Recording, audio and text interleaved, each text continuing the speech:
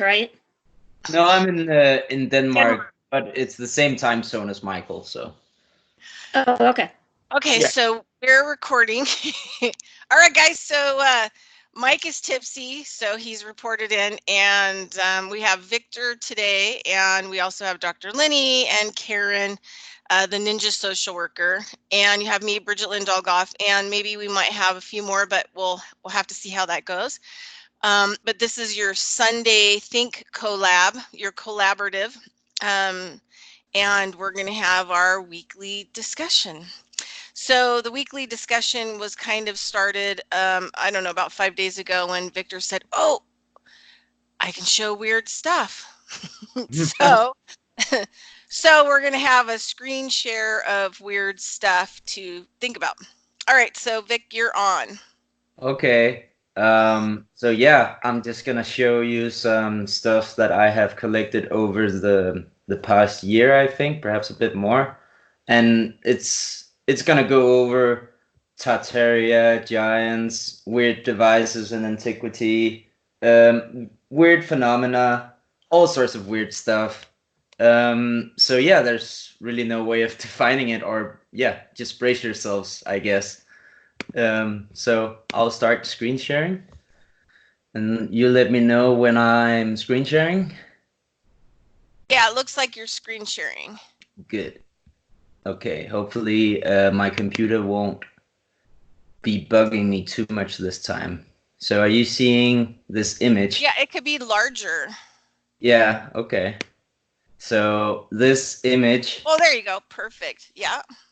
This is a painting of a Russian painter in 1883, V.S. Smirnov.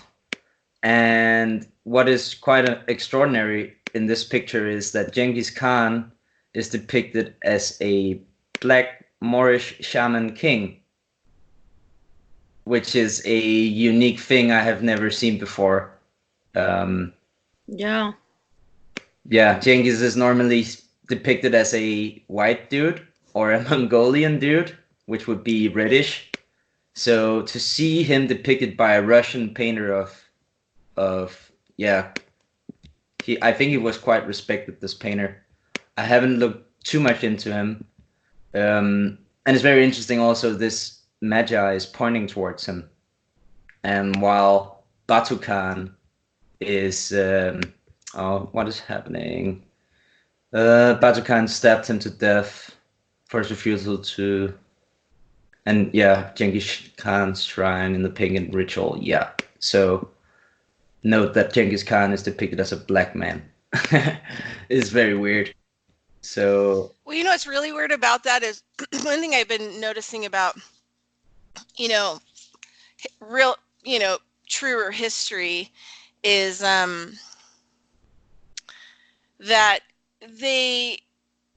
there's two, paganism and shamanism are not the same things. And it seems like they've really covered up, global shamanism, and then they've thrown it under the bus of paganism.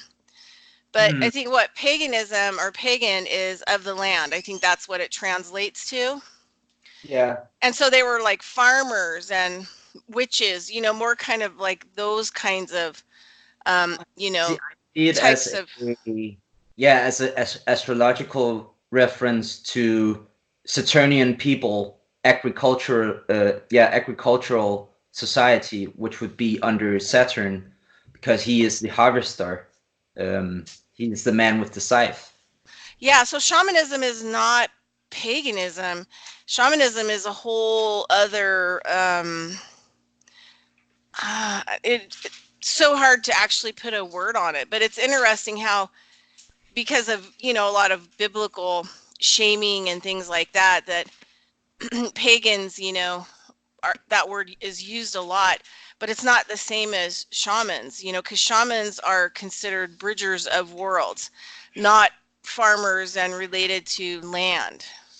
So I think it's just interesting, like that what it says about the picture is that it's a pagan ritual, when actually you can tell that because of the elevation of the person up there and the headdress and stuff like that, the headdress is key. is that that's a shamanism ritual, you know, that is not a pagan, because it's all about the headdress Yeah, and in as tribal culture. Martin Yeah. he calls them happy hats to get us into thinking about some sort of technological purpose for these headdresses or hats. What about hiding elongated skulls? Also that, yeah. Oh, yeah. This hoodie, some could perhaps say that these elongated or pointy hats would be for hiding or accommodating elongated skulls, yeah. So yeah, from the other species of hominid there seems to be on our planet, which I think is called capensis. Yeah, I think it's called capensis, and contraposed to us sapiens. So it's an interesting topic. I'm not too familiar. I have with it. a link you sent me yesterday I can post in the chat room about that. Okay. Yeah. Okay. Should Great. also The be- other, Go I ahead. was just going to add, I remember a time that Dr. Lenny and I did a New Age show, and there was part of Hermetic Principles that we were listening to and reviewing. And one of the things they talked about was specifically not having a name for God, and that the reason being is that people would begin to idolize and worship. Like once you start putting godly things on a person, dressing them with jewels, put a name to them, that kind of thing, that person then stands out as a as you know, somebody who has, or somebody that has authority, or somebody who commands attention. And what that does is create just the opposite. There's the people that don't have, that, you know, are powerless, that kind of thing. And the whole reason, my understanding from the Hermetic Principle, was that this was specifically what was not wanted by the creator. They did not want there to be a name or a human-like visual, or a visual, a statue, or anything like that, because that was going to be the start of duality. So Yeah. in Or, essence- Yeah, so the thing is that in the they yeah, that's reify the deities into stone, which would be idolatry. yeah. So Yeah. a lot of the shamans and native people, and I'm sure in Egypt too, would have adorned themselves in certain things. Like, for example, native people, they have things called breastplates that can have crystals and bones and horn material in. Don't get me They- started on those. Those are called ephods in the Bible, and the ephod is worn by the Pope today. Even I think it was Yes. worn Yeah. by Pope And John. it's grossly expensive. It's like thousands and thousands of Right, but dollars. if you also look at Rudolf Steiner's work, right, along with like native culture and what they adorn themselves with, or whoever, that it was actually, they were electronic devices, right? Uh-huh. Like we They talked were about all those bones under France and how they're wiring into it to be able to use it to harness some kind of power. right. Not So- only harness some kind of power, but also the ephod was specifically used as a translation device. So when all the high priests of the world would convene, they would have ephods to be able to talk with each other effortlessly. It's sort of an iPad in Well, that's antiquity. so Steiner talks about like the horn, right? We talk a lot about horns and antlers and the different kinds of energies and how they're, you know, in biodynamic farming. I mean, the reason why we use the stag for preparations is because of the type of the horns, because it's directly in contact with the cosmos, right? Mhm. And then so the horn is different, like on a cow, and how all those different kinds of things are used. But Steiner almost talks about them like devices, you know. So even if you take these kinds of things, they still have those device abilities, even if they're broken down and put it into something. You know what I mean? Like, so I was, so it's interesting to me, like probably, and you know, the Russian guy, right? I sent out a link for that. you know, he's making the wands of Horus. So in this picture, you've got this guy holding something that is bringing some kind of energy in, or, you know, being able to look at the design of it. It's almost, you know, has that chimatic kind of, you know, symbolism. Yeah, and I think you even see here there's Yeah. this is a key or a swastika inside a quadrangle or something. And you have the crescent moon, which is also seen on top of many finials and antennas on ancient Tartarian buildings. What if they're waiting for, what if the picture's depicting a communication, that this shaman is communicating with something and he's in trance, right? And they're all waiting for the information to come from this person. Something just struck me. The swastika being totally taken away from ancient times and made the symbol of Nazi Germany and making everybody fear and hate it is hiding something that the symbol in this picture is denoting. So maybe the swastika was really some form of a peace symbol or something that set frequencies, or there's something not right to what the meaning of that glyph is. It used to mean good luck. Even mainstream history would report that as the Hobi symbol of good luck, and also Shinto symbolism of good luck and good fortune. Even Viking, I think I've seen. So it's rather weird. Even in the why does the system want to make us think it means something totally opposite of what it thinks? What is the real importance of the symbol?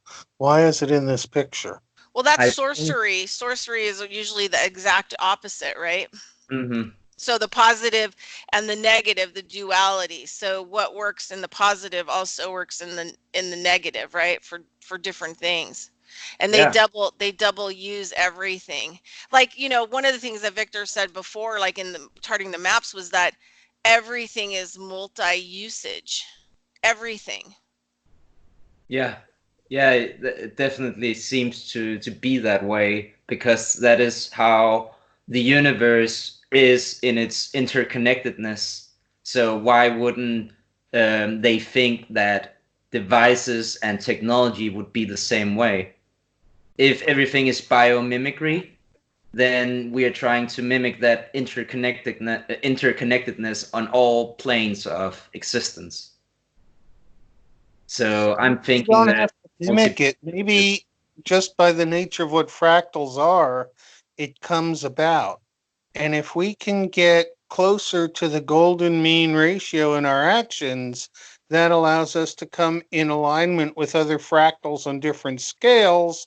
And that's more natural, because the natural order of things recurs from scale to scale. But fractals are never in adjacent scales.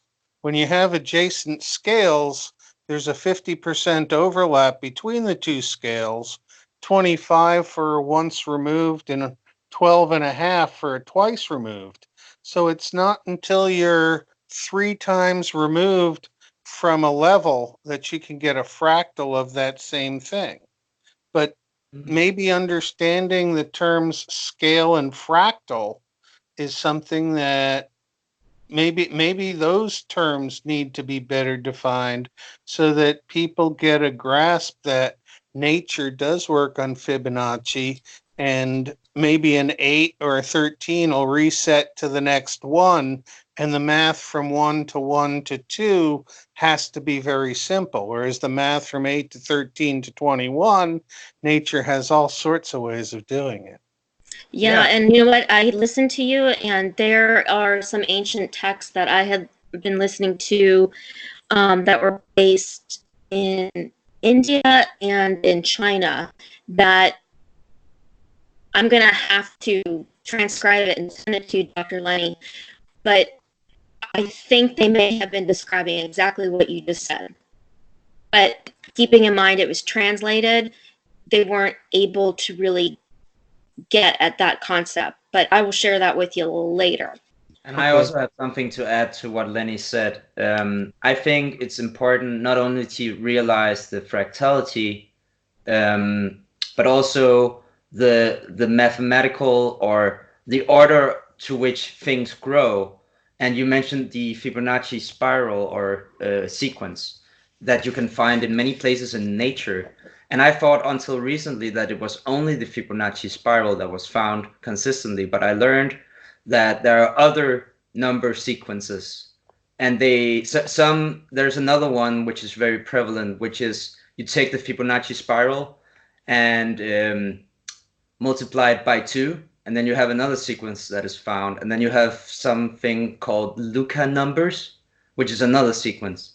And those three, they all have something in common, which is something that all nature has in common, and that is the progression of growth, the rate at which the spirals in a flower grow or the petals grow. It will always be A plus B equals C. You know, the two preceding numbers equals the third and next number. That is the progression of growth in all of these sequences. Not only the progression of growth, but the precession of order also. Because order has to go from 1 to 1 to 2 to 3. If you're at 2, you can go back to 1, stay at 2, or move to 3, but there's no other place to go. And from 3, you can't really go to 1 without going through 2. Right. So, yeah, in small numbers, everything has to work the same. And you add more complications when you go from 3 to 5.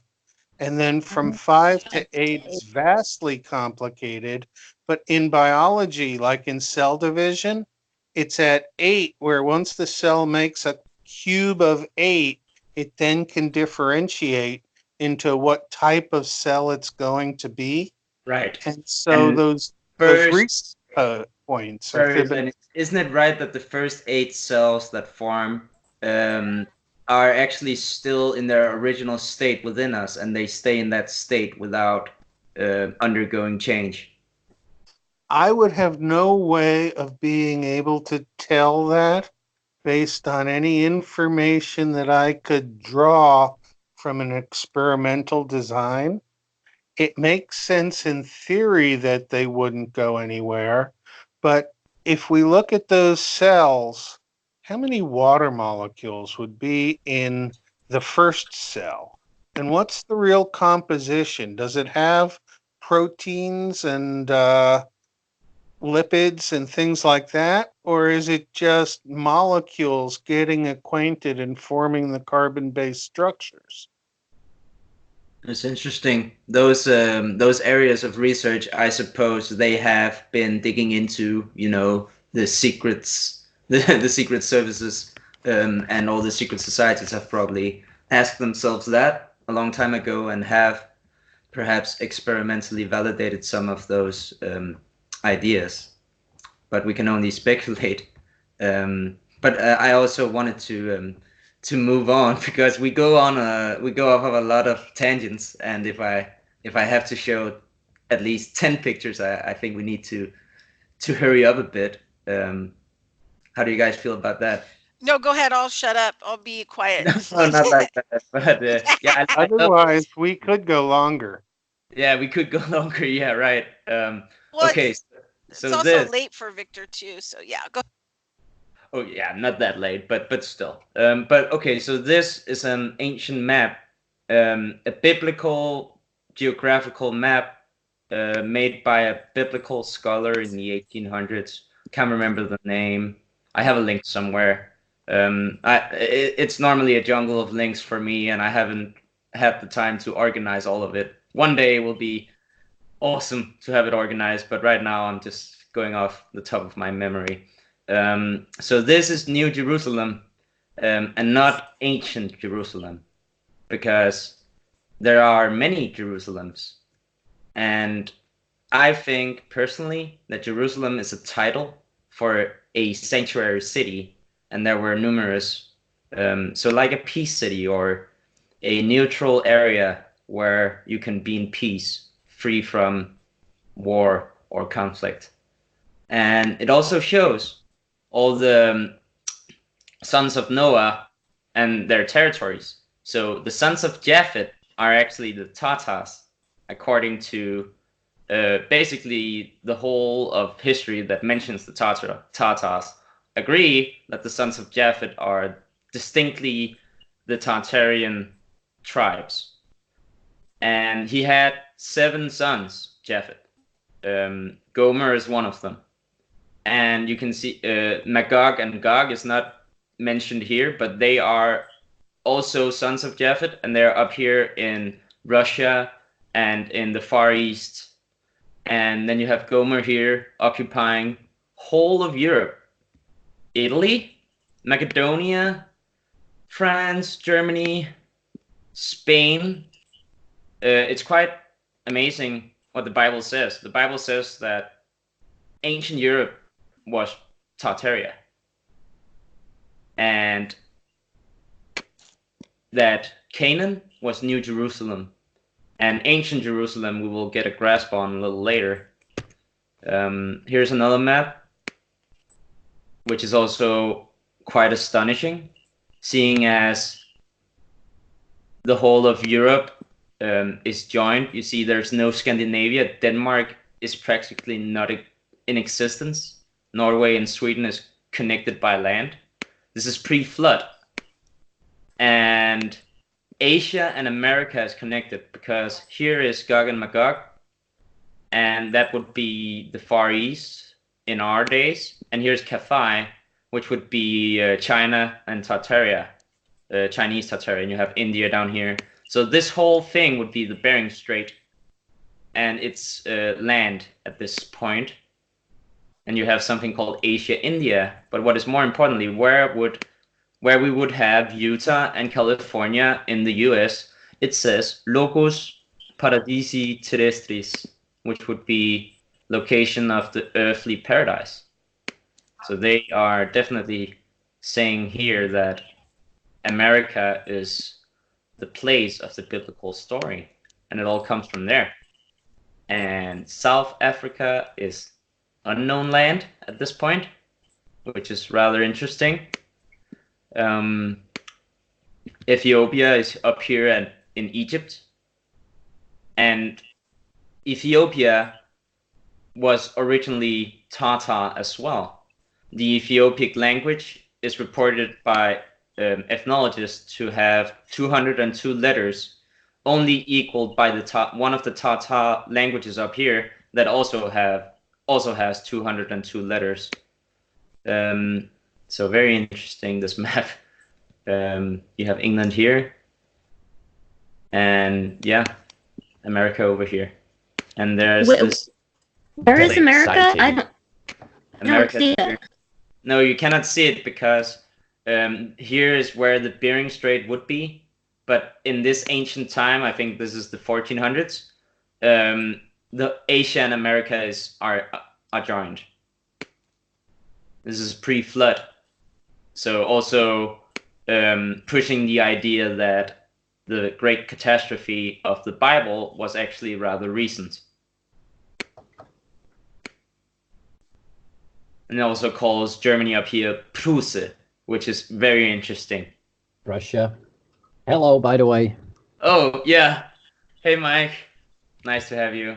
I'm just telling them about this awesome map calling, America and California specifically the earthly paradise from the Bible. And Bering Strait is a land called Imeus. Very interesting. And this island down here, I have no clue what that is or supposed to be. Perhaps ancient Lemuria. So yeah, very, very interesting map. And you can see what we find on the archives are sometimes quite mind-blowing and contradictory to modern history. What was the date that you placed on this map? Let me see. I think it's perhaps the 1500s. This is the publication date probably in 1527 by Philip Lenoir, Philip the Black, which is very interesting also. Listening to what we've been talking about and trying to put down a timeline of history that actually makes sense as to what occurred. And we know that between 1810 and 1820, when Napoleon hit Moscow and found it empty and everything that took in place, there seemed to be a mud flood around that time that could bury a whole bunch of Tartaria. But the breakdown, when the Renaissance ended and when the countries supposedly form, leave us with a big gap from like 1640 up till, well, 1800, 1810. And the history that's placed in that time is extremely linear and dominated by the American Revolution and the French Revolution to a lesser extent.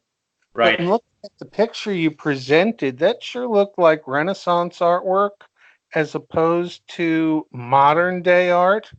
And I wonder if the Renaissance isn't a whole bunch closer historically in time, maybe continuing up until that mud flood of the 1820s, and that some of the history jammed in recent history is just fabricated. In fact, maybe the roles of Rome and Egypt and Greece are fabrications Right. and just made to give us a consistent picture that's an alternative to the reality of Tartaria.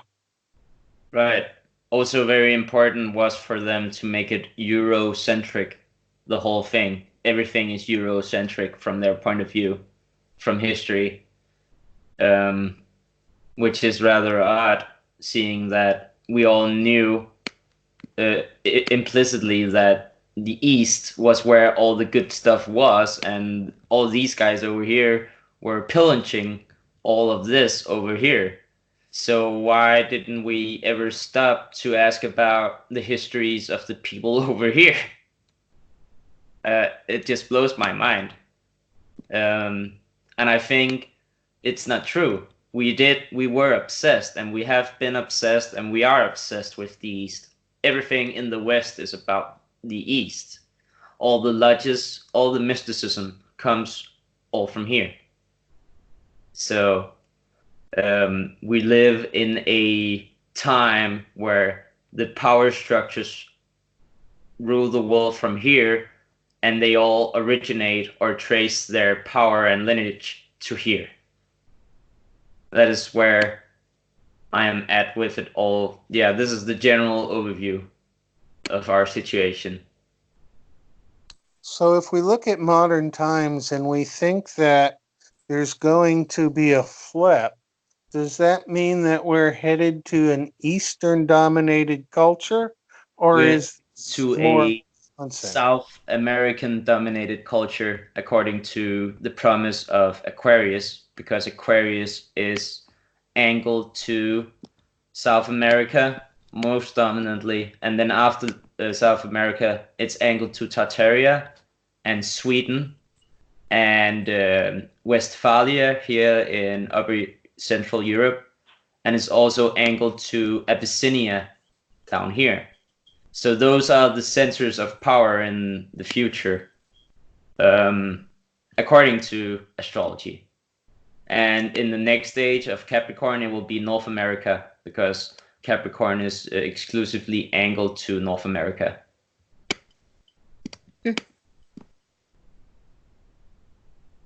So what else do you have? Oh, I was just going to ask about the next image. Yeah, this. So this is rather fascinating. When I found this book, I was blown away because this book is a French mainstream architecture book, and it shows all sorts of weird things going on in pre-mud flood times architecture. For instance, these pillars, which look more than technical, they look to be transporting stuff within them. They are linked with iron or copper pipes, I would think. And there are clocks here. What would be clocks, I would think also, but I could also see them as being meters measuring perhaps gas pressure or flow, something like that. And I would think that in most cases, a lot of these pillars are like in trees, which from where they are inspired in nature. In trees, you have all sorts of liquids flowing up and down.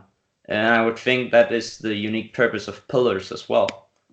And right in this picture, it just seems more, you get really that feeling of how technical these pillars could be. And we don't see stuff like this anymore in the leftover architecture, probably because they took these pillars down and repurposed them to solve both hiding history and perhaps also fabricating the canon, I would think. All these pillars could be, I would think, with less effort, be remade into cannons. But can you all see the picture? I cannot. I cannot either. Am I not screen sharing? I think your screen sharing possibly. I can see the image perfectly fine. So. Okay. Yeah, I'm still looking at the map. I think you have to click on my my logo on the Skype chat, perhaps. Oh. Nathan remarked on this picture also that this pipe going down here could be an ancient toilet, or where you would do such a thing, because we have a lack of toilets in the old buildings, and perhaps it's because the system was completely different, and they would do it in, I don't know. Do your duty outside. I'm sorry. Right, but it was just something Nathan remarked, and this is from the same book, where you can just see how the pillars up in the roof are empty, and this looks very technical, and just like with a knee socket and hip joint, it looks like based on bone structures. That just springs to mind. And I don't really know what they're supposed to be doing, but it's definitely something we haven't been shown before, and this is inside a church. I just wish I could see. Wow, yeah, Karen, I want to show you. Why do we have this technical problem? Are you seeing what I'm seeing, Bridgette? I think Bridgette's the common. She went to take the dog out, it looks. Yeah. And I think maybe her computer went to sleep, and it's since she started the call, I think it's via her. Like when she comes back and she moves the mouse, I we might be able to see. Right, I hope so. I hope it doesn't mess with the recording then. What about you, Lenny? Can you see anything? I can now see hit my type window when you. Oh, you're very low, Lenny. Are you far away from your mic? I had to allow incoming video, and then I started getting the pictures. Oh, okay. Allow incoming video. Okay. Is that in settings? I got it by tapping onto your icon when you said you have to be on my icon. Right. That's when it came up. Try doing that, Karen. Yeah, Okay. that worked for me too. Hopefully Bridgette did that as well. Oh, she probably did. You remember me getting that overlay from Lee from that really old world map. Yeah, it doesn't. I'm given options to send message, start a video call, not allow video message. But. And what if you click on Victor's icon? Yeah, I am troubleshooting now. If you want to go ahead and continue, I'll figure it out. Like, okay, so... I could show you that. I'll just continue then a bit, I guess. We could try. I could show a map. Oh yeah, okay. See if that changes anything. Okay. So I'll just stop screen sharing then for a little bit. That's me screen sharing now. Yep, I see that. I see it. also. Oh, that map is beautiful. Lee made this disintegral. He Yeah, made it? Go to As the in, he made it so that I could overlay it on Google Earth. He did not draw the map, but he Oh, did okay, make I it see. so that I could overlay it on the globe model. Oh, Lee is a time traveling Renaissance artist. Yeah. It's Look funny how because detailed Europe is there.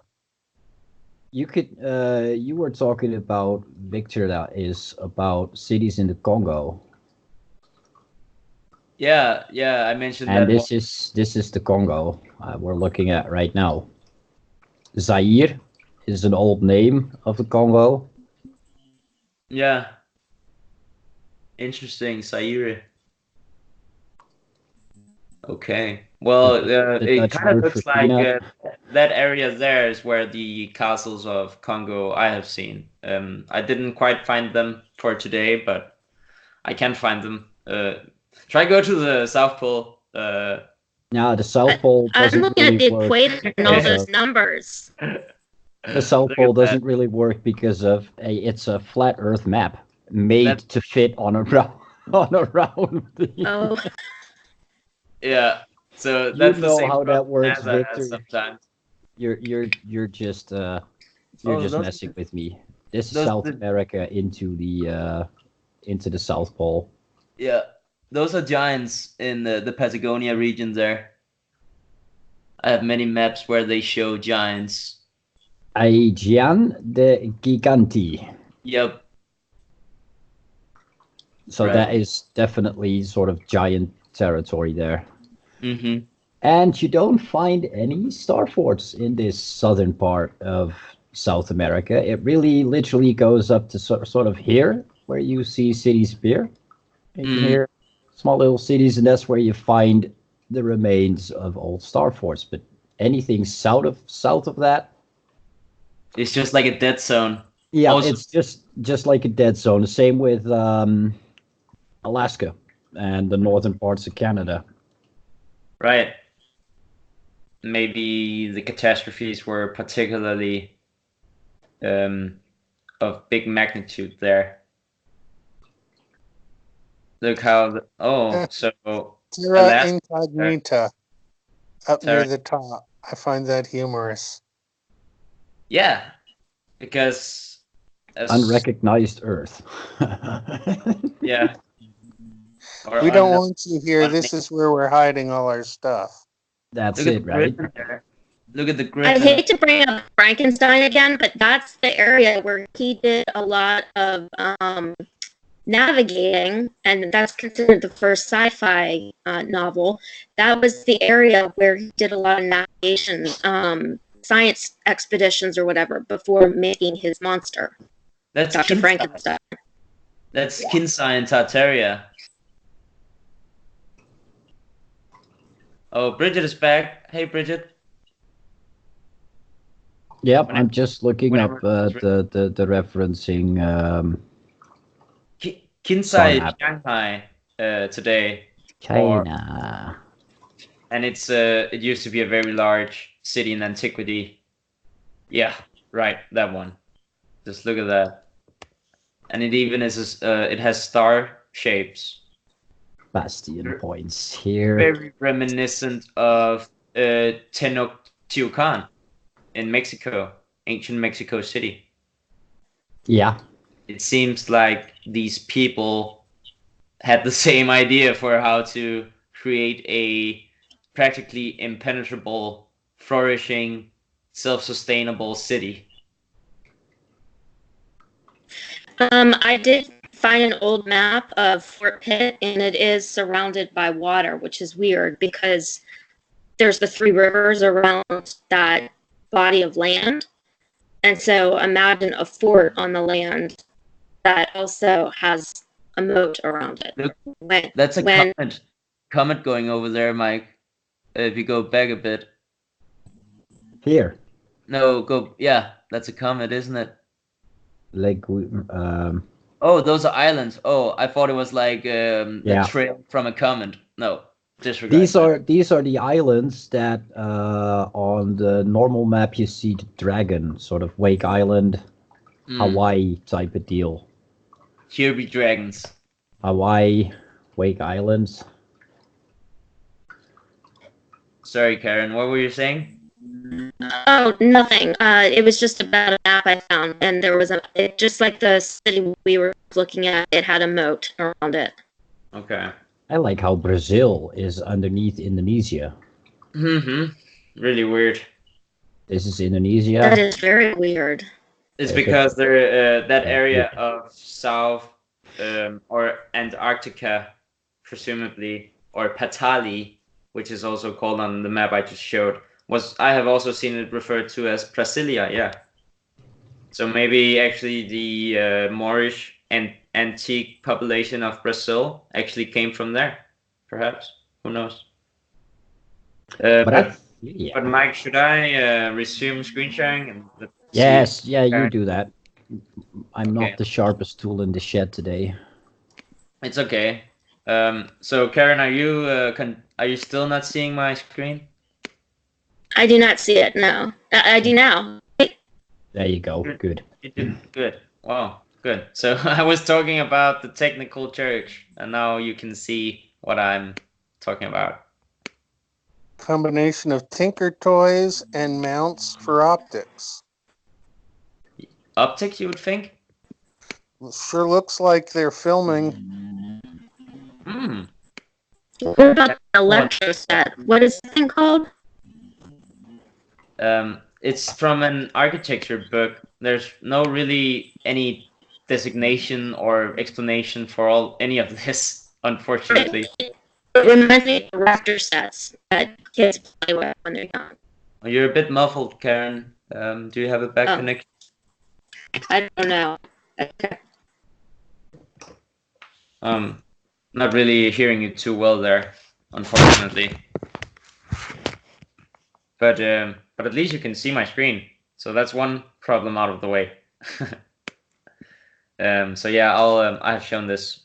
So also here from the bathroom thing, we think that a lot of these columns transport stuff, either air or liquids, to and fro. That seems to be a thing because they were hollow, and all this technology inside the churches are really unexplained as far as I know. I have only a few books showing stuff like this, so it's hard to really say what it is and what it was used for. Nathan has gone through the book and didn't really say too much in French, as you can see. These look like inspired from the human knee. You know, and it's interesting that you said that. Can you hear me now? Yeah. When I was in Brazil, the one day we had free, we went into Brasilia, and Sister Jiva was showing us this church kind of temple thing. And the big thing about it was you could be anywhere in the big structure and talk into the wall, and you can hear just almost as if it's like a telephone. And Sister Jiva kept chewing me. She goes, go further, go. And so like I go to the other, I'm like, is this okay now? She goes, yes. And then she talked into the wall, and I literally could hear her just like it was a telephone. Right. That is actually that is something mainstream that you know, if you go to Rome and you go into the Vatican, they will tell you stuff like that. Even in the great city halls of the US, I think people getting tours there, they will get told that thing. Yeah, now imagine thousands of liters of air being pumped through these holes. Look at the sound it will make. Yeah. So is that part of the technology in these structures? And why are they all religious ones, you know?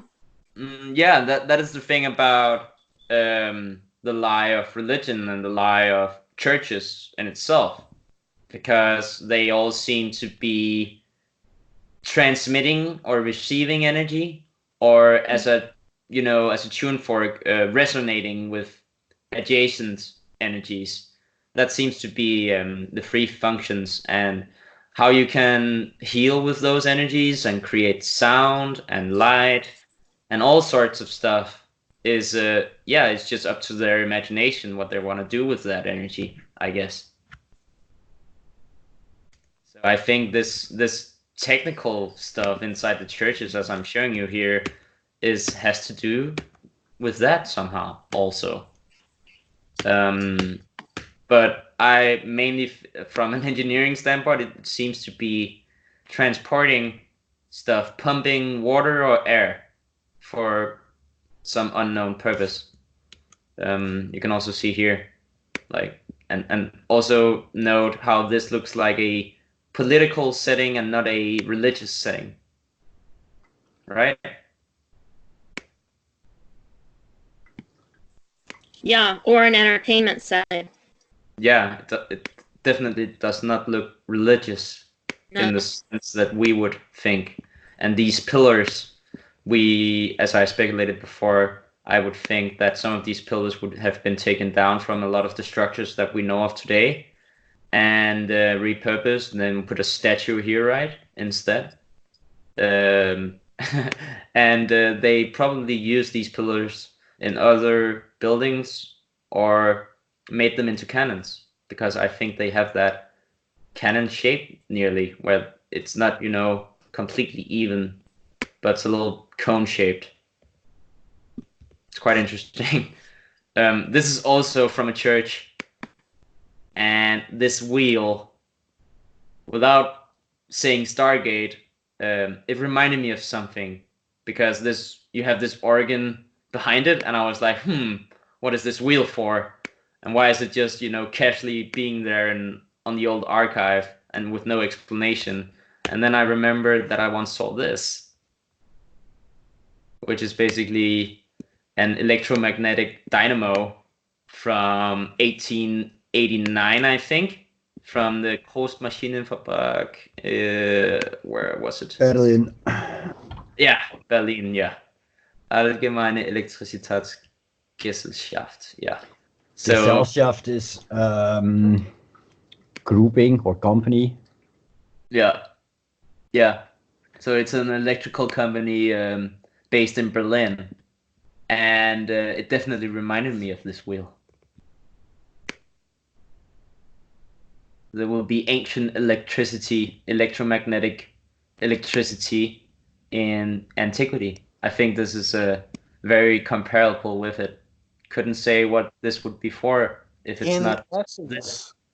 In essence, what you're saying then is that what they have now as electrical generators and power companies is an extreme farce, and that we don't need any of it, that these sort of wheels can generate enough power to sustain communities, and they probably had full electric power and all the conveniences of modern times in the Renaissance and in other places that we know existed that were ahead of their time, so to speak. Yeah. That would be summarizing. That would be the perpetual motion machine, wouldn't it be? I'm not quite sure if this is. No, I don't think this is perpetual motion. No. I had a boyfriend. You have a second for a screen share of the top of Trade Tower 1. What, Mike? Have you got a second for a screen share of mine on the top of Trade Tower 1? Of course, always got time for you. Yeah, share. Watch that, baby. That's on top of Trade Tower 1 in the Manhattan.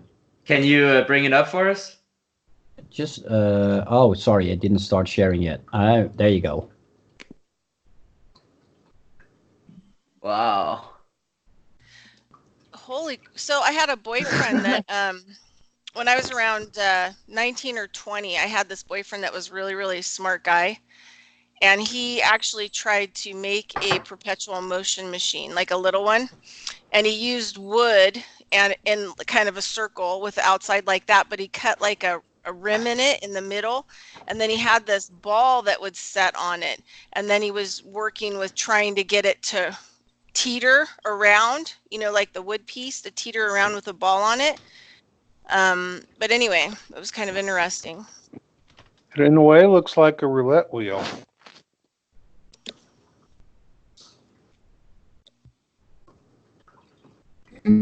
Taipei 101. Circular structure on top, and that has that huge ball inside of it to balance the tower for earthquakes.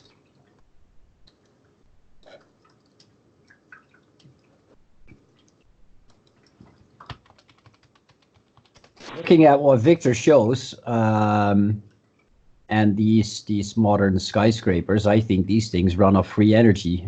They're not connected to the grid at all. I wonder what the PNC tower looked like in downtown Pittsburgh when it was built. It finished when I was there, and it was boasting as the #1 greenest building in the world. You're cutting out a little bit, Karen. Oops, sorry. Oops. There you go. The Petronas Twin Towers. Whoa.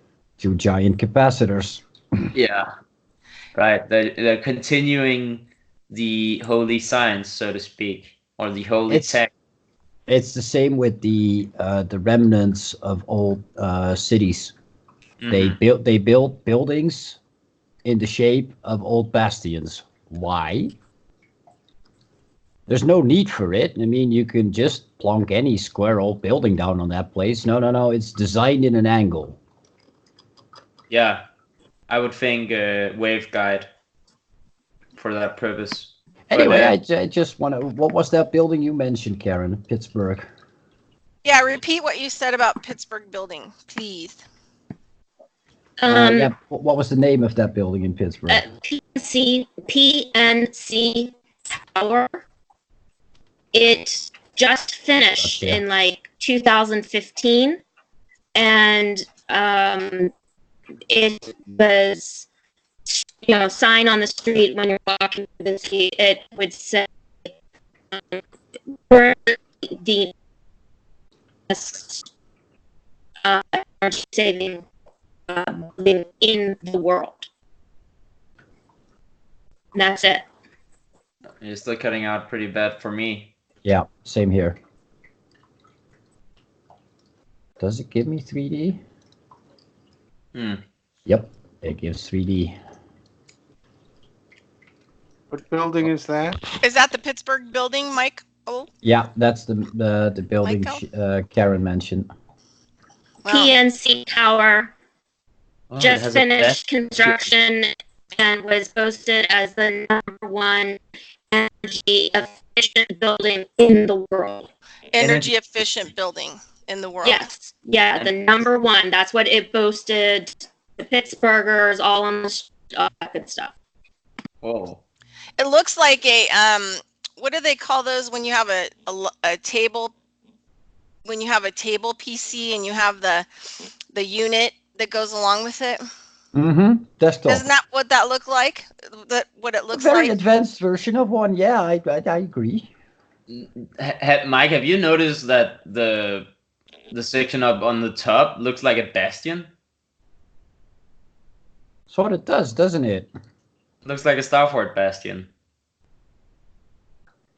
Hey, there's your point. Yeah. But then this is your Citadel fort in Pittsburgh. Oh, well, the monument dedicated to it, at least. Now this look, you can actually see some of the Oh, yeah, the mates. Citadel, sorry. Citadel. Right. Oh, it's right And there. the city looks like it edged somewhere. If you can see the mouse tracer go down, that to me is sort of the city's old edge. So you got to look at these buildings for anything specific concerning wall remains and that type of stuff. But yeah, Cool there's to be on the there's your- ground. Look at that! Look at that! Look at that! Woo! there's your old building Woohoo! at the edge of your city. Yeah. That's beautiful. Yeah, that's just a line you can generally follow with most any cities. You just got to find a point of reference like you got in Pittsburgh. That's like perfect because you just go down from the small one to the bigger one to your city. Yeah, we just talked about fractality, and I would think that the order of growth that we sometimes see in nature is what they replicate when you have like a star fort that is nested with another star fort, and you know how we talked about the sequence, Lenny. I think they use the same mathematical sequence to multiply the fort bastions going outwards sometimes. So, I'm still working on this whole, when I'm looking at these maps, like the older stuff, like the star forts and stuff like that, look like they're based on the nature's principles, right? And how to harness and work with nature. And then overlaid on it, the more modern parts look like a computer circuit board to me. So it goes back to this study I'm doing with working on, I'm going to class to get 2 more certifications in Steiner's work. And we're talking about this whole positive and negative carbon thing, right? Carbon creating the form. And so here you have the 2 forms. You have the natural carbon form, which is the star forts and the water and, all these natural wind and all these things that are natural carbon forms, creating forms for whatever it's going to be. And then you have the overlay, which is like the newer built stuff all over that looks like the negative carbon creation, which looks like an unnatural, circuit board kind of a thing. So it's like interesting how here's that carbon thing showing up again for me. It's weird. It's like, are you looking at my screen share? Yeah. It looks like a circuit board. Yeah. Colm Gibney from starforts.org has an interesting theory that this city was pretty much just inaccessible for those that found the cities because the rest is sort of more disorganized and rebuilt looking. The same goes for Mannheim in Germany. I'll take you there quickly. And I need to show you an old map for that one to make sense, but... Are you gonna show the old Jerusalem map? Yeah, this is the old star fort of Mannheim. If you follow that ring road, you pretty much got... Came on, Mike, before you came on, I showed a map calling the Jerusalem in Palestine New Jerusalem. So this is just to go back to that. So what Mike will say next can make sense because I said that there are many Jerusalems. Yep, I'm just looking for Germany. Mannheim means the home of man, which would be a very biblical name for a city, I would say. Mannheim. I popped a picture into the chat room here that is something I picked up that recently that describes orbitals. And in looking at those orbitals and how they grow, chemistry orbitals, maybe there's some origins of star forts in the same manner of growth and shape and size. I saw Mike brought up electron. I know what they're called in Danish. Electron areas or electron fields. Yeah, or clouds. Yeah, that's what I posted there. Danish. Electron clouds. Yeah. No, that wasn't me. That was Lenny. Oh, it was Lenny. Okay, that makes sense. Yeah, those electron clouds definitely reminded me the things you see in the photoelectric effect, right? Those remind me of. Boggles me how they got those. Wow, look at that! It looks like a skull, Michael. It looks like a skull with. Okay, so the down below you see the 2 eyes and the nose, right on the south end of it, and then you have the skull with, and that. Then Victor, what he talks about, see those little spikes coming off the skull, and on the top. Remember, he was talking about those little crystal antenna thingies that we have on our heads. Mm-hmm. Yeah. Doesn't that look like that? It looks like a skull with the eyes and the nose, the facial features on the south part. with all the little crystal things coming off the skull directly and a grid pattern. It looks just like the top of a skull looking down at your face. Well, remember Golgotha, right? Golgotha, that means place of the skull. Is that this place? Well, read what it says on the top of the image, Bridgette. What does it says? Oh, what does it say? I can't see it actually because it's not big enough. Zoom in. Oh yeah. Oh yeah. So New Jerusalem, right? Yeah. Yeah, and it's not New Jerusalem. It's actually Mannheim, Germany. Oh. This is the same city you're looking at. That is the same skull you have there. The outline. Yeah, this is the same skull. Basically, this ring road was where the bastions pointed outwards. And you have the two eyes and the nose on the front of the skull there, the way that it's built, right? Look, you got like this nose and the two eyes. The eyes are kind of on the flat side, but it still looks kind of like looking down at the face. Like a huge alien cone head.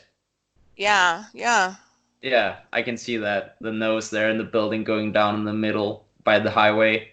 Yeah. Yeah. No, it's a trip. The maps just really they really break you. Let me just tell you, you just have I have to. If you mention skulls, I throw in the Skull Earth. Yeah. There's a legend that says that we're all living inside the eyeball of a great titan. Yeah, that's another one. More and more, I think I'm becoming more and more in sync with that idea, thought. Well, Mike, should I go back perhaps? I mean, one more example in France. Cantillon brought this one up, which was interesting because he was wondering if this was a star fort. Yeah, Birch. Yeah. If this was a star fort, and I can see why he doubts that, because it doesn't really look like a star fort. But then this part of Carcassonne looks suspiciously like Mannheim and Valletta, doesn't it? Yeah. You got your nice angly sort of, here's your tree line, and this would have been your bastions. A lot of newcomers would probably say, well, yeah, you see a grid, but there are no points. Well, Mike is so experienced in going from old maps to how cities look now that he can pretty much recognize where, they have destroyed the old outlines of the city forts and then built over with new buildings. Mike is pretty good at finding those particular cities that used to be forts and are now invisible. This is Dover, UK, and this is a similar style castle to what you just saw in France, right? These sort of squared bastion points. But then it has a nice angular bastion here and here. But that's like here. That. Yeah, that's like the positive carbon version. Now, it's just to point out that, not all star forts still look like star forts, because the pointy bit is Earth. If you go to Lille in France. Dun, dun, dun, dun. Dun, dun, dun. This is what Lille looks like today. Yeah, we shouldn't continue, otherwise we'll get a copyright strike. Right. Wow, it's one of the more beautiful ones. Yeah. Now I have to really go through my maps. Where did I put this? Oh dear. But that even kind of shows more nature to digital, kind of that concept. Because see, this backside of it looks more digital, right? Yeah. I love how then you can see the whole how Lille used to look.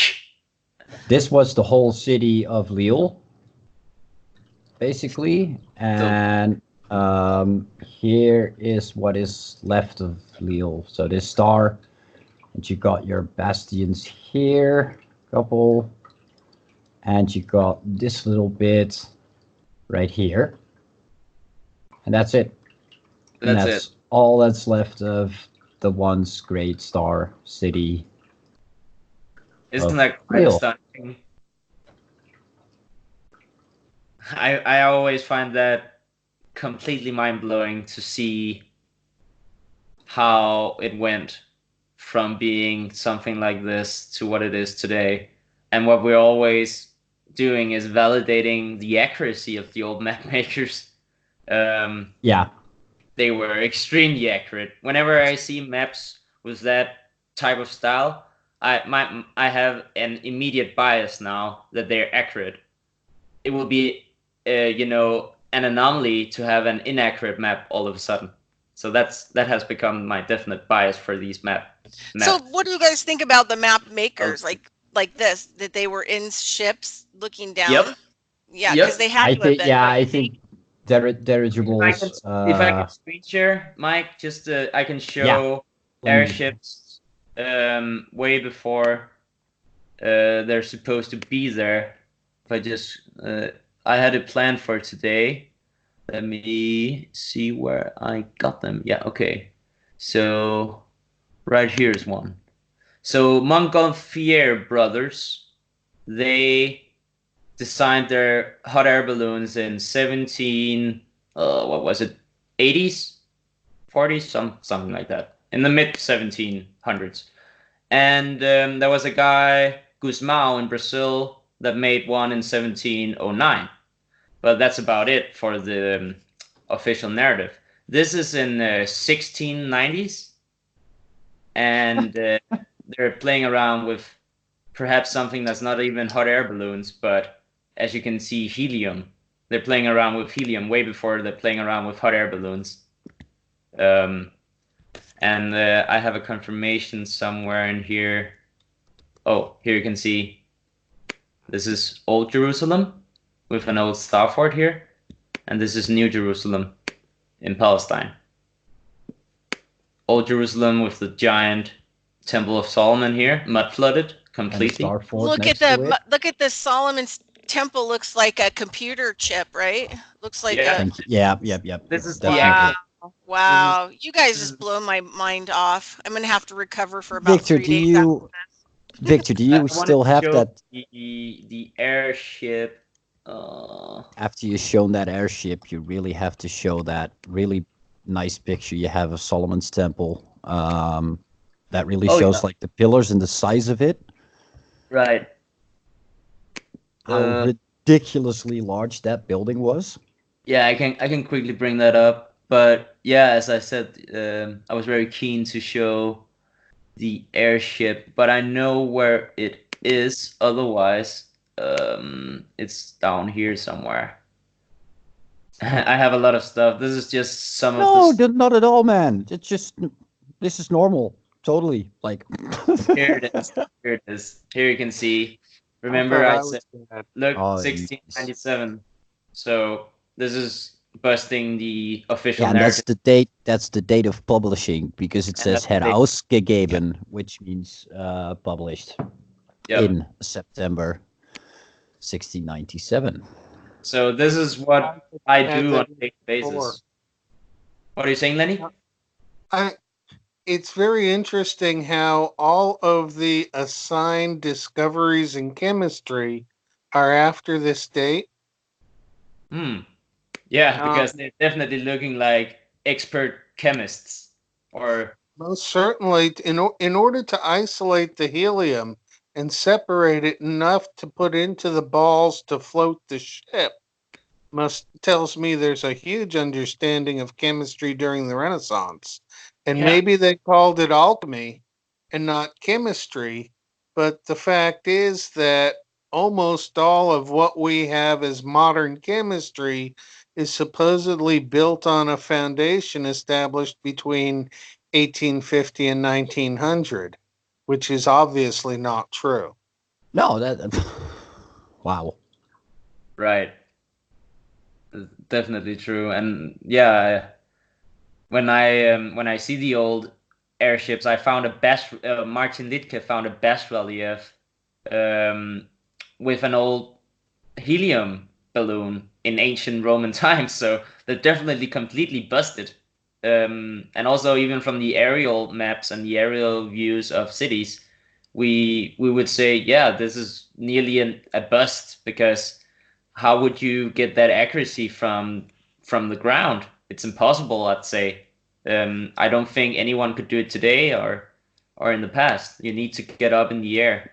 But right now I'm looking for where I would have the Temple of Solomon that Mike just mentioned.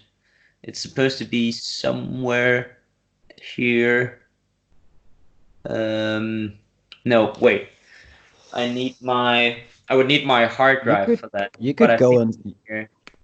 yeah, you could go and look for it. I could show some more like chip-like cities, computer circuit boards. Yeah, you could do that.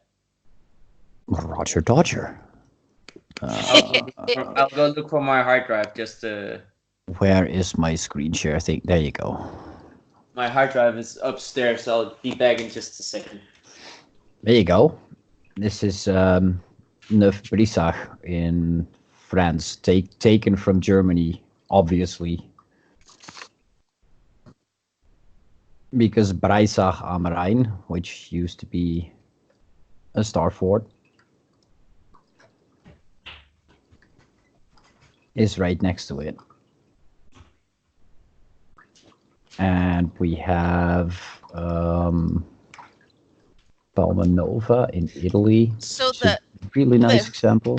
When I was living down in New Mexico, we used to have this theater that they would allow people to show all kinds of different documentaries, ones that weren't on the internet yet, you know, before that actually was really happening. And so I used to go like twice a week to these events, people talking about things that people are just starting to kind of talk about now. This was in 2007. But the native people, the Taos Pueblo, used to send over their medicine man. He was always invited to do the opening prayer and work, you know, to set the stage for whoever was going to deliver whatever kind of information. And one of the things that he said to me, because he would do the prayer and everything in native tongue and all of the, you know, prayer ceremony. And then I asked him one time, and he said that their belief, his belief of his people, is that translated would be the great computer in the sky. That's how they translate their creator, you know, that has all the information and data in it. And so it's funny because what is it? The Olmec people are often spelled out as 01 MEC, which is computer language. 01 mechanical. Yeah, the Olmecs or the Omecs perhaps are very interesting for sure. And they are Moorish. Yeah, definitely. So they're very, they were highly technical. I love those huge heads they have found in the middle of the jungle from their statues, presumably. And yeah, they just show how they could create these huge statues, which is pretty interesting because I don't know if any other culture have made statues that are akin to the Olmec statues. Not in the same. They have really round heads, it would seem. And the round heads of the Moors are described as being from the tribe of Israel. The tribes of Israel, the Moorish tribes of Israel, would have the round heads, whereas the tribe of Ham, the Moors in Africa, would have more elongated heads, but they were both black. I have found the temple now, Mike. Excellent. Yeah, lots of different depictions of it, actually. Yeah, and I like that story too that you guys told about the my mind is just somewhere else. The connection between the Hopi and the Moors, and that the Hopis talk about the ant people that came to show them the way underground to live and how to live during the floods to save their people during one of the extinctions. And you guys were talking about how it translated from the Moors to the ant people, and then I forget what the word in between was, like I forget the word that you guys were saying. But anyway, it was really interesting because you guys said the Moors went to save their brothers, right? The Hopi. Yeah, because they were both Tatars from origin, so they were related. But yeah, I found the temple now, Mike. So I'll. You can freely screen share. I'm just showing pretty stars on the map now. Okay, so you can tell me when you're seeing this. I'm seeing this. Okay, good. I'm seeing that. This is from the highly respectable and also quite astonishing secretive work by Pierre van der Aar. Or perhaps Dutchman? not that one. I think it's maybe This it's is not the image I remember, but it does show the scale pretty nicely, doesn't it? Yeah, look at this. Look at those tiny buildings down here. Oh. Yeah, we're either talking really small people or really, really, really big people. This is pretty large people. These are our ancestors. They would have been taller than us, and they're dwarfed by this monster of a temple or a foundry, as which Nathan has again, called. like Bridgette says, looks very much like a chip. Well, especially on the top. Look at the Yeah, top. And it has all these little, like if you were looking at the chip that was inside your computer from the side, would look like that. And Roger Spur has proof. One of the fingers he has that he did DNA on, he said that it would, the being would have been 200 feet tall. Right. Yeah. Here you can see it again after it has been mud flooded. You can remember from the other picture, this whole area was open. Now it's not. So something happened at some point. Here you can see it from a side view. These say 100 cubits, but it's not the same cubits as the regular cubit from antiquity where you measure your elbow, or maybe it was just giant elbow. I'm gonna throw something out there. You can also see is there a possibility in the star fort here that King Solomon's temple may have actually been one of the largest power generators on the planet at some time? Yeah, definitely one of the largest. And boy, how the officials don't like us saying this stuff. But they don't like us showing you this stuff. Nope. So we'll probably get our Think Collaborative taken down. No. Nah, if you, I was just this morning was looking at a video about star forts, and this guy was going on the official narrative, and all the comments were like, "Oh, I'm so glad someone put up a video because all these idiots keep telling that they're airports and power stations." Oh, no. And at that point, all I could do is like laugh and have you really looked into the subject, dude? Like, or do you really think they're just pretty forts? That's okay by me, but. Well, you guys really brought it together for me on charting the maps when you started putting the connection between the churches and the power, the Joseph Farrell stuff, and how everything he proposes that all language originates and it's all based on words that describe, power, circuit, transformer, all these different kinds of words that indicate energy, right? Yeah. Like a priest is a telegraphy or signal interpreter, and God Almighty means tuning to one frequency and stuff like that. He has a whole dictionary of church words and biblical words, which are made into a technical language of radio, signal, tower, antenna, people. It's really weird. And that book is the Babylon's Bohemian, Babylon Bankers by Joseph Farrell. Babylon Spangers, Yeah. This is showing the temple being constructed supposedly, and you can appreciate here how large stones they're imagining.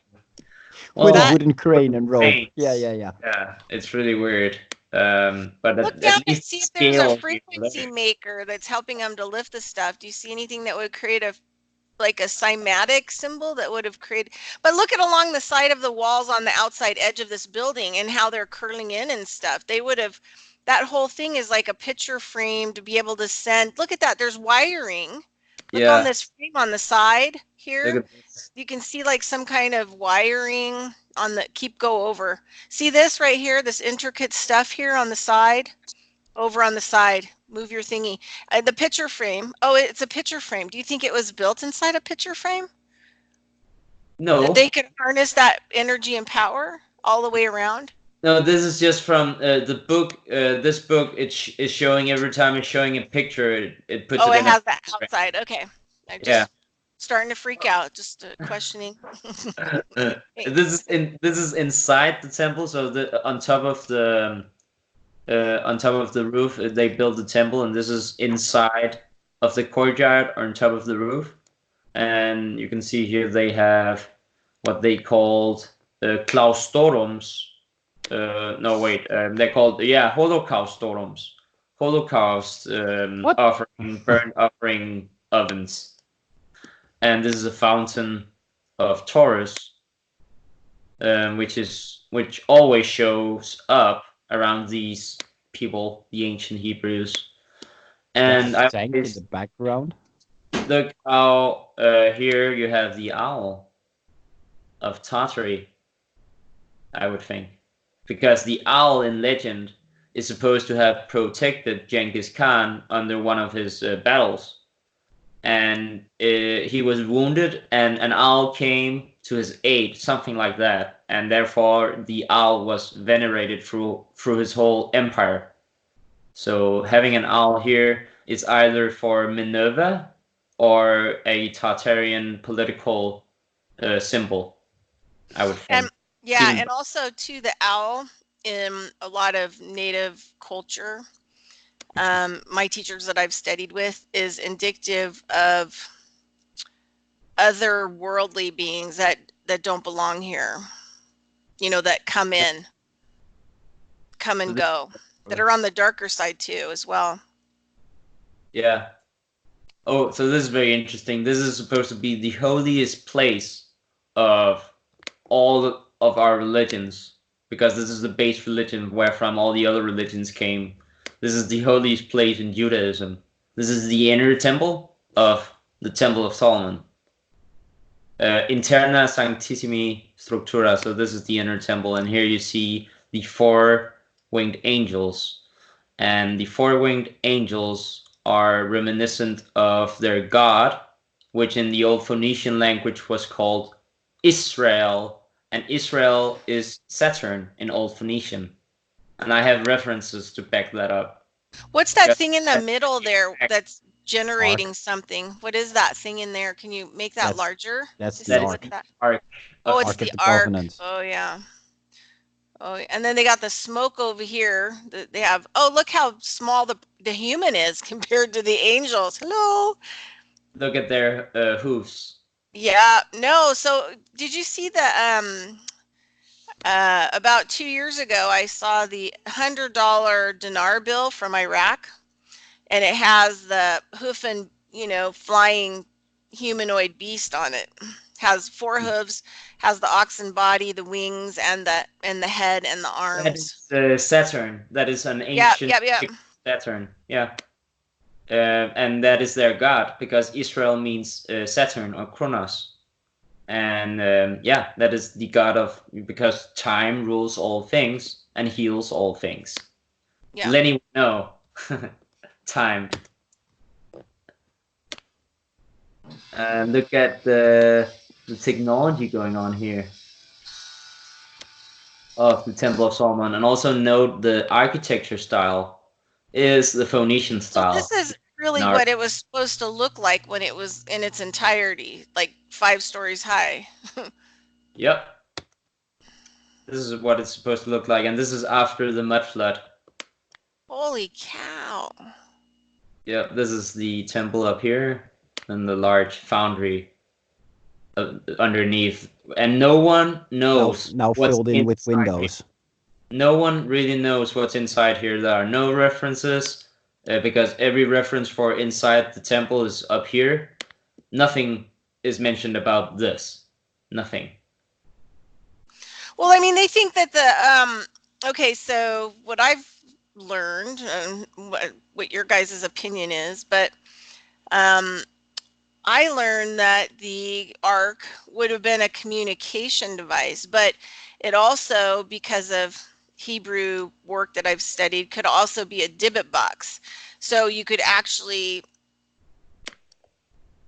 you could bind demons or beings, energy beings, to those kinds of boxes, the way that they're built. And in some cases, when they're trying to get rid of certain types of, dark energies that don't have bodies, that these specific designs of the Ark and how they're built hold these beings. Because I've seen these kinds of things happen where they couldn't get rid of the thing, but they ended up binding it to the specific box design of the Ark, right, of the covenant, the way that the wood is and the gold and everything else. And sometimes even now they'll build boxes like the Ark of the covenant to put other possessed things in, to actually put places so that those things can't, get out. But there was also this scientist that I was checking out some of his work, and what he believed was that, the 10 Commandments would have been, he thinks, sapphires. Have you seen this information? That there were two sapphires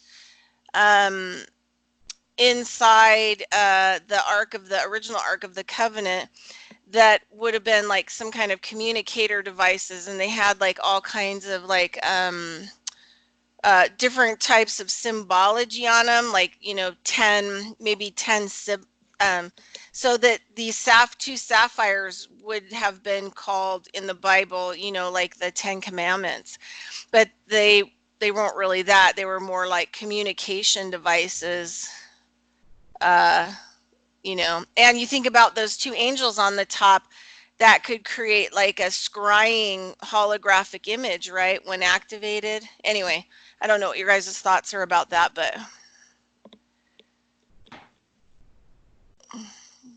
Well, hey there.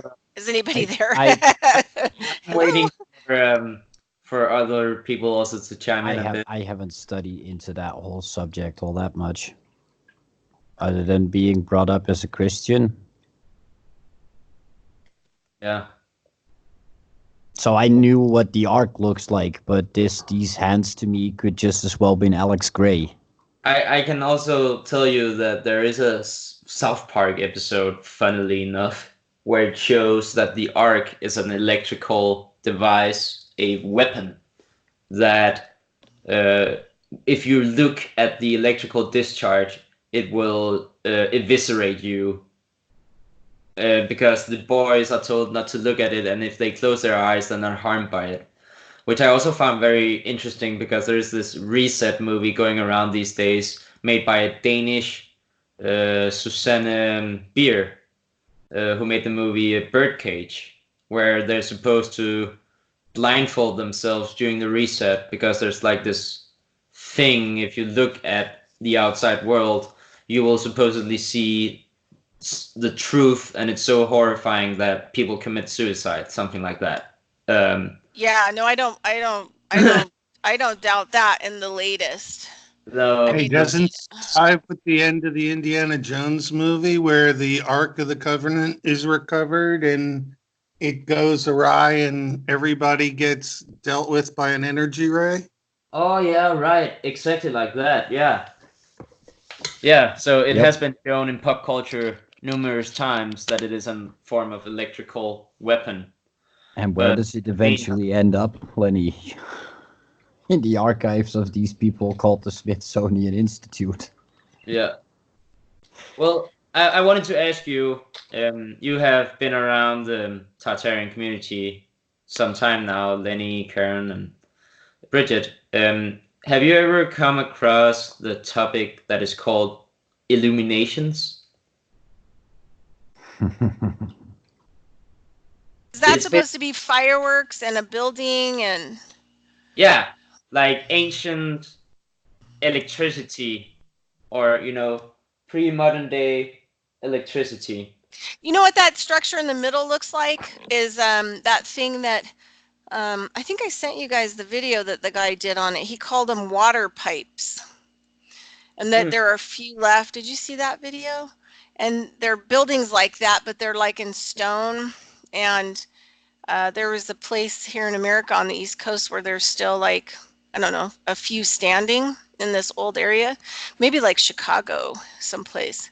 I don't know. It looks like a AAA cell battery to me. Oh yeah, that could be that too. Capacitor. Well, these are called. These are distinct. I found this a book about illumination technology, and it's the first time I've really seen a reference to the source of the power for the electricity, and it seems to be referencing electrostatic forces, which is very, very interesting. And you can see here, this is inside of a building and has like this inside illumination, indoors illumination, and that would be electrostatic as well. You got to show the what is it? Is it the Nuremberg Fair with these people fighting with the Flambergers? Yeah, but yeah, I have that, but I don't really have it in the. I can perhaps show it afterwards, but I really find these small, what looks like flowers, very interesting, because sometimes they have bulbs on them, and they seem to be lighting up without, unless there's some sort of battery down here or wiring going on. I would think that there's something else going on, some sort of electrostatic principle perhaps being harnessed from the atmosphere. Inside here you can see you have all this ironwork, and it's connected, and I would think this is to transport the charge, because here you have these railings. You can see they connect with each other, and you would stick bulbs on these and they would light up, as I can show you on this here. This is the same thing. That would be bulbs here and lighting up during the night, and you can see that here as well. The same thing going on. They put bulbs here, and that would be exactly as they do here. So excite the metal to a high enough energy state electrostatically, or yeah, by atmospheric electricity gathering in a capacitor, and perhaps you can make something glow. I don't know. I'm still puzzling around with it. I'm not an expert. Some electricians have all sorts of theories of how this is done, but I just like to show the evidence of the anomalies. This seems to be floodlighting way before floodlighting was available, because you have the whole building illuminated what seems to be from below. You can see how their shadows are pretty distinct, so there's some illumination going on here. Something they're repeating in the Netherlands nowadays, like all these important buildings get floodlighted. Yeah, it seems to be an old theme. And here you can see again with the bulbs that they seems to be just like they stick something on these iron wirings, and then you have illumination. I think it's pretty simple once you have the base church in place, because they do seem to take them on and off sometimes. So yeah, I think it's there's something very interesting going on here with the lighting technology of ancient days. And you have these lights here, and this is where you can see that they are not candles or burned things, because they're here in the vegetation. They're just around plants and stuff, and the plants are obviously not setting on fire. So there's some sort of electrostatic principle being used. Here on the Place de la Concorde in France, this is a photo from, or a stereoscopic photo from 1836. And they say that the obelisk was erected here No, sorry, this is from 1856. And they say, in a side note to this picture, that this obelisk was erected in 1836. So we can at least see that this whole illumination setup that they say was very temporary was in place for at least 20 years, going by the photograph. So something that is temporary was made of stone and was there for 20 years. So that is a contradiction. And they have string lighting. There's string light. Look, lights lit up. Yeah, and these are the same thing as on the iron wiring, I would think. They have bulbs here. And notice these. But also notice that you have this outer shell that was also supposedly built around this obelisk for some event to be taken down again, right? Notice this, because here you have this without the obelisk, and the obelisk is supposed to be before this. It's the same place, so it's really weird. And here you have them side by side again, illumination going on. So somebody was telling me the other day, so I'm going to throw this out there and see what you guys think. And here you have, the obelisk without the casing. So you have all three things. You have the obelisk by itself, you have it together, you have this by itself, and you have them together on a photograph. So what the heck are we supposed to think? Right. So I was talking to somebody who's been doing a lot of studying, and he said that the obelisk is actually related to the vril. Yeah, that wouldn't surprise me. There's some sort of real energy could also be translated directly into illumination, electricity. Is the guy on the right looking through a pair of binoculars? You see all kinds of stuff, I know. Where? On the right of this picture, near the sign. Looks like he's looking through a pair of binoculars at what's going on in the building. Are we down here? Or are we up here? Up on the right, standing on the cliff, above the guy who looks like he's shooting a gun at the building. Huh, I'm totally lost. Are we looking at the same thing? Different image, perhaps, No. Victor. Well, I'm screen sharing, am I? Right? I'm now looking at a building that looks like the White House with a big pool in front of it. Yeah, But that's that not it, wasn't right? the picture I was looking at. I Previous, was looking at the previous picture. image. This No, one? not that one. Oh yeah, this one. The one of that building without the obelisk. Yeah. That one. The guy in the right-hand side, about 4/5 of the way over. Yeah, you've got him with your mouse hand right now. Yep. Yeah, that's either a heavy drinker or a guy with a pair of binoculars. Yeah. And he's looking down at this, what they call a Mexican temple that they built in Paris, but it has Egyptian style on it, which is very interesting. Perhaps an admission here, and has the eagle, which I also found in Tenochtitlan. On the top of the pillars, they had the eagle, and it also had the Star of David. Yet it is Mexican, and we also hear, that ethnologists in the 1800s talk about the Jews being in Mexico, the lost tribes of Israel being the Aztecs. So Egyptian, Jews, and Aztecs. Very interesting right here. So that would have been like a major communication building, because look at how many antennas it has on it. I mean, it even has like little circle structures that have like 100 antennas on it. On the top. Yeah. Those little circular things. I mean, that's the most antennas I think I've seen on any of the buildings that I've seen. Yep, and that solar thing you can see is a device that is also used somewhere else in antiquity. I have some examples of it where they use that exact same thing on a machine in an exposition. which is very interesting because pretty much gives it away that it's some sort of electromagnetic device.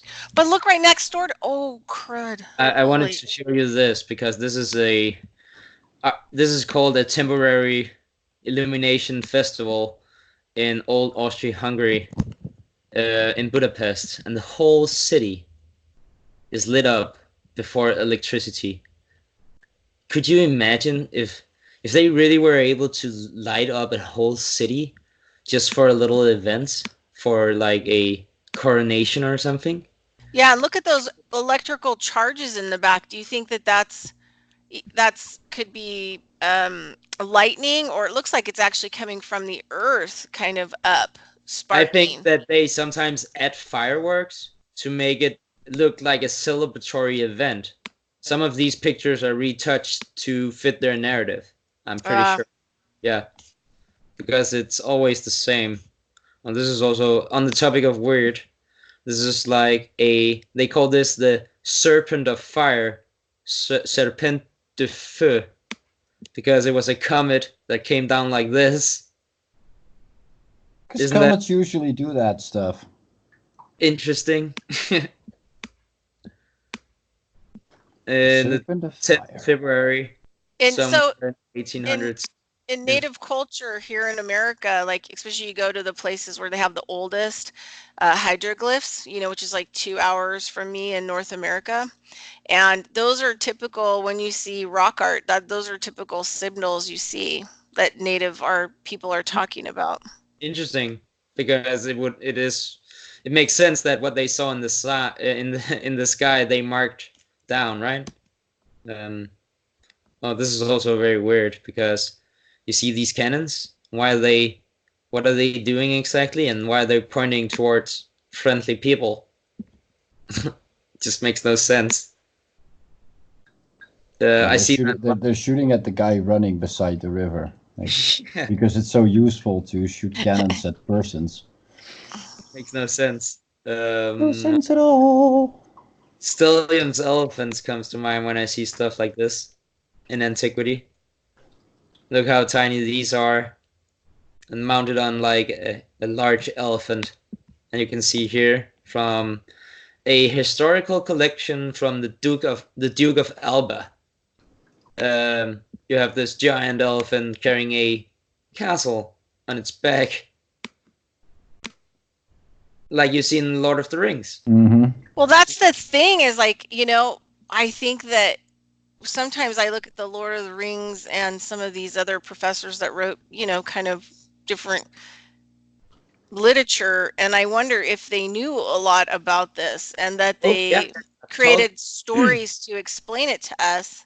Tolkien was, it was rumored, but it was a very strong rumor that everybody knew, and that was never confirmed nor denied, that Tolkien had a vast hidden library with access to hidden knowledge. That was something that was talked about during his day of authorship. Yeah, no, and I look at the, like the battle for Middle Earth, which is like the last battle. I look at it as what's going on now. Where you still have a lot of infighting between the humans, and the humans are like, this is my kingdom, we're not going to fight for any other thing, blah, blah, blah, blah, blah, blah, blah. And, there's these people, more enlightened people, running around trying to save the planet and trying to unite people.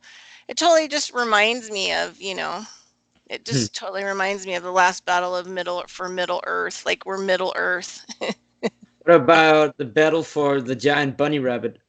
Oh my god. I can go with that. I do like that.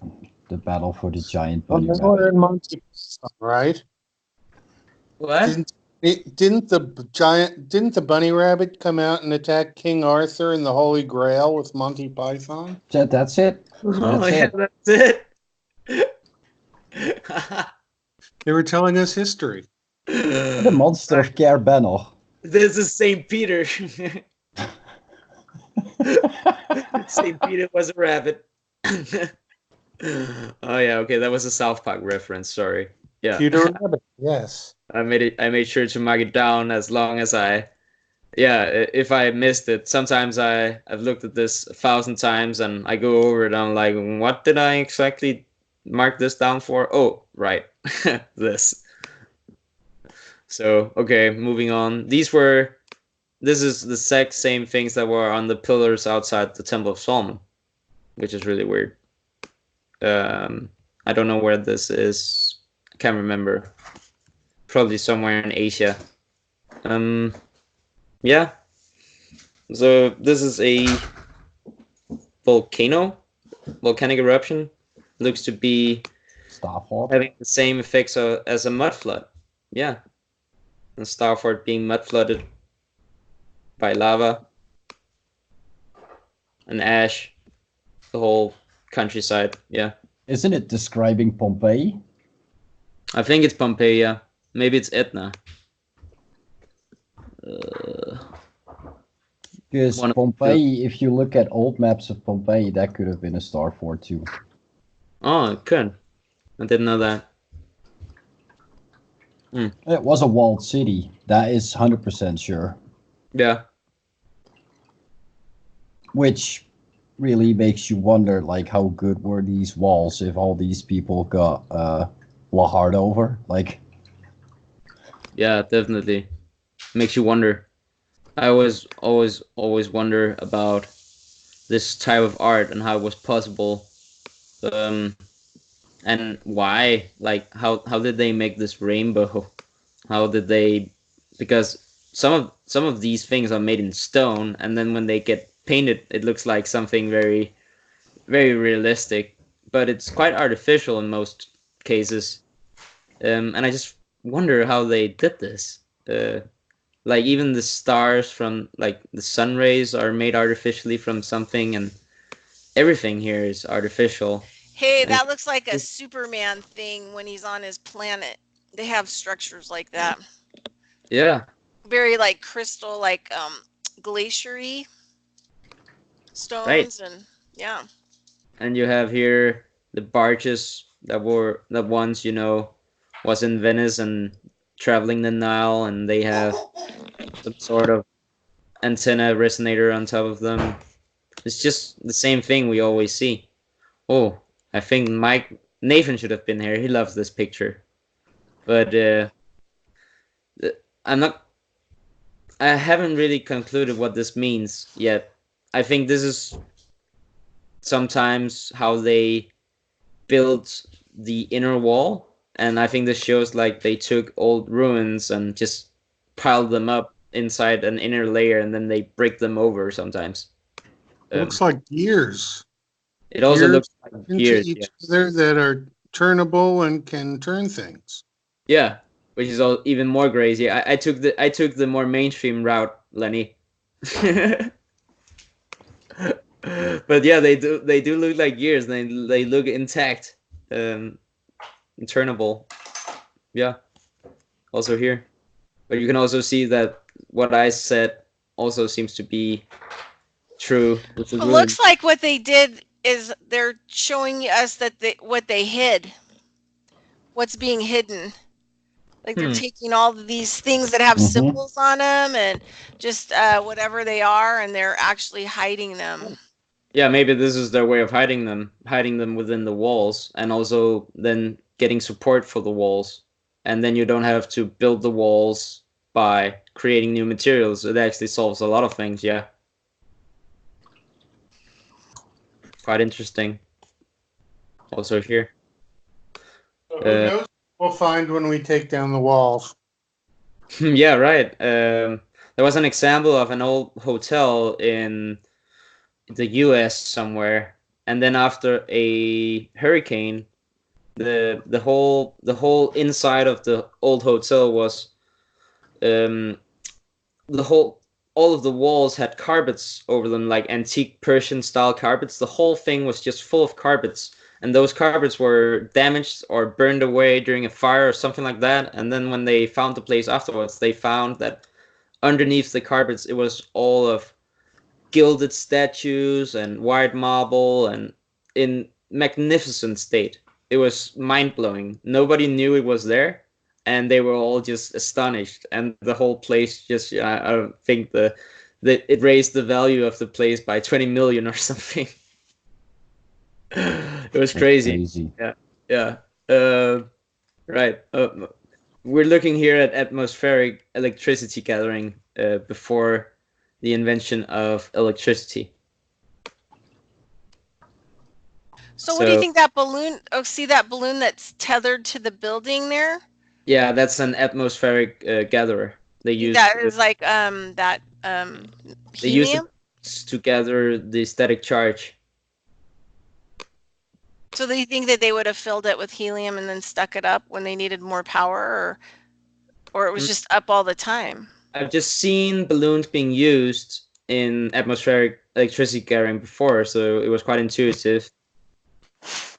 This is somewhere in Italy. I think it's in Ferrara, Italy. It's almost like that building's outfitted. Oh no, it's in Paris. Outfitted with so much stuff that it could utilize pretty much anything for power. Wind, water. This looks like a telegraphy pole of some. A what? A telegraphy pole. Oh yeah. Yeah. And over here you have the atmospheric gathering. It's just telegraphy and atmospheric gathering in all in one. This is holy fire, the so-called fire they have in Israel and still play around with down there. The fire that doesn't burn your skin or touches you. It's quite real. I've seen it. It exists. I don't know how they make it, but it exists.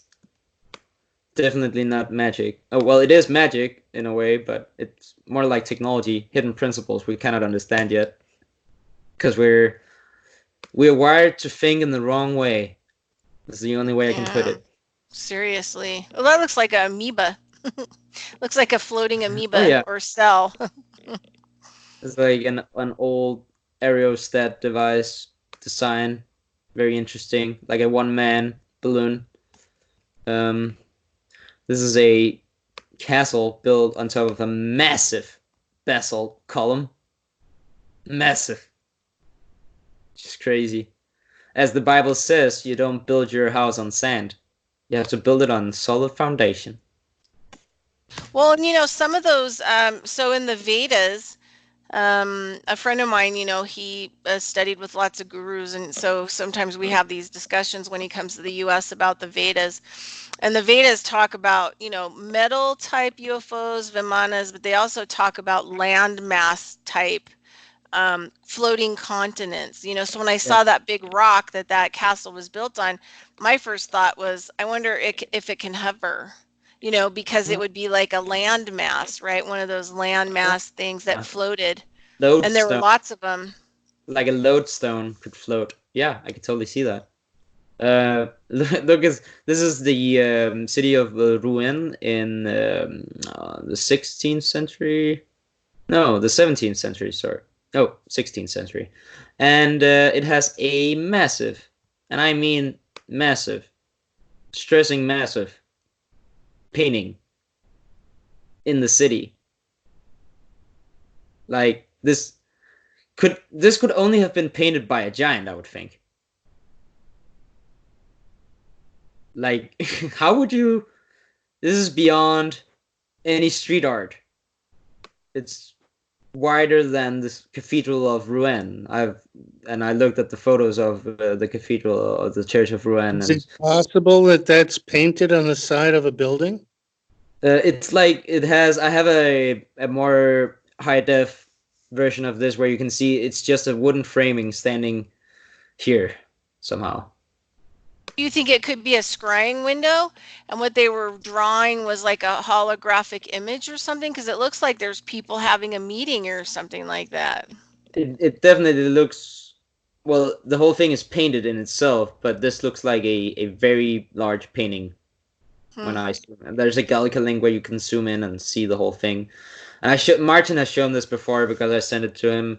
He was quite astonished by it as well, and he was like, if this is indeed a painting, how would tiny, puny little humans do this?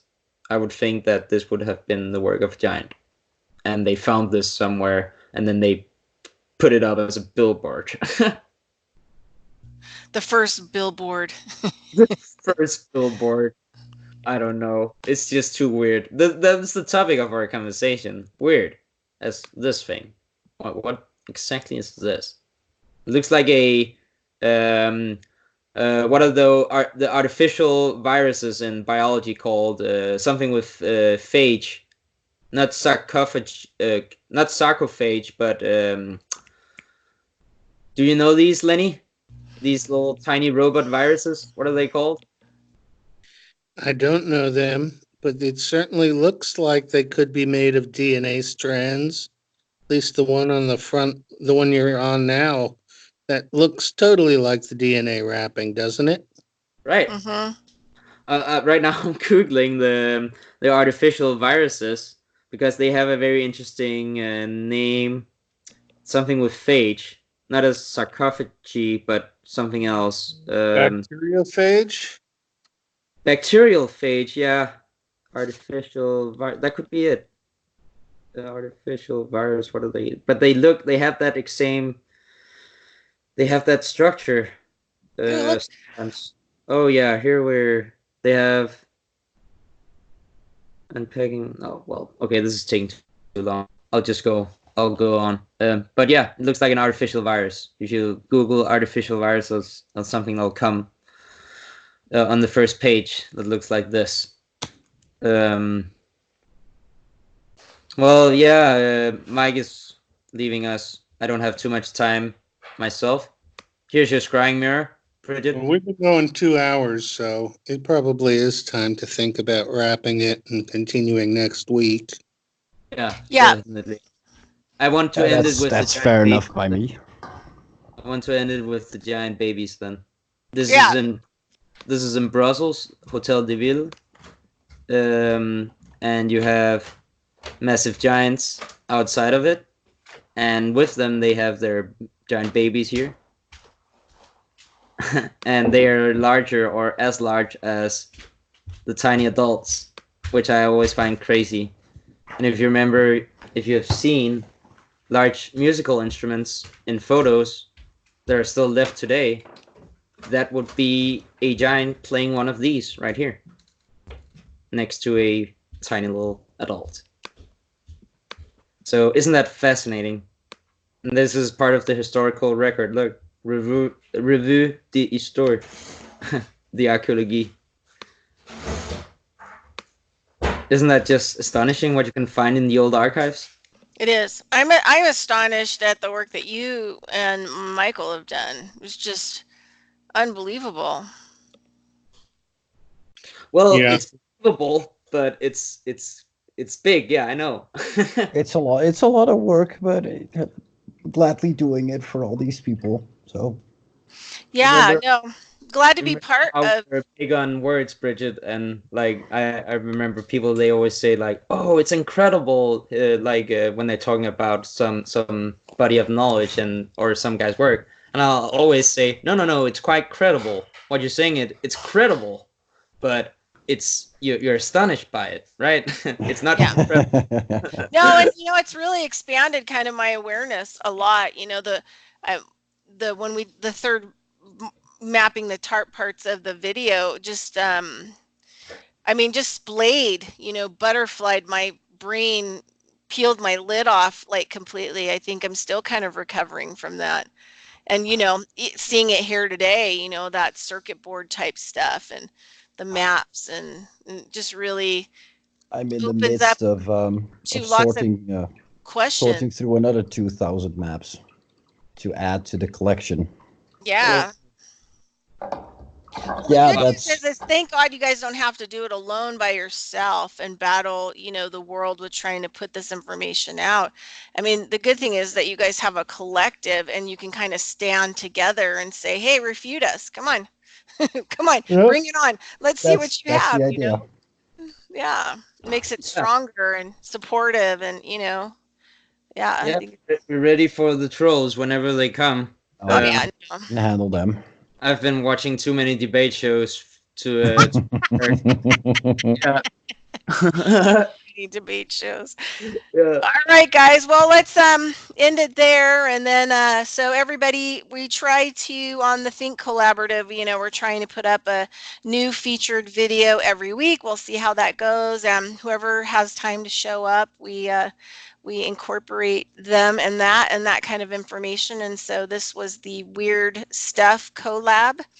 And so we thank you for being around and watching. And any parting words from anybody? Well, thanks for having me. Being tipsy and all. Yeah, I loved your tipsy. You were great. You were actually really talkative. It was like, all right. You can find a lot of us on minds.com if you look at the right places, but we're getting all over the internet now, and different people have different venues. I think one of the most important pieces of the Think Collaborative is that each of us does our own thinking first, and then we come together with what we've put the thoughts together on, as opposed to listening to each other think and just agreeing that, yeah, that sounds okay. It has to fit a lot of different perspectives, and by having more perspectives, I think we really focus on what's out there, which is not what we've been presented. Yeah, right. I concur. And I can Totally.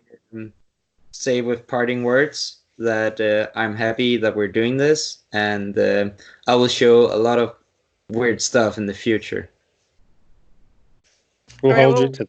Yeah, we're going to hold you to it. We're going to hold you to your weirdness. I like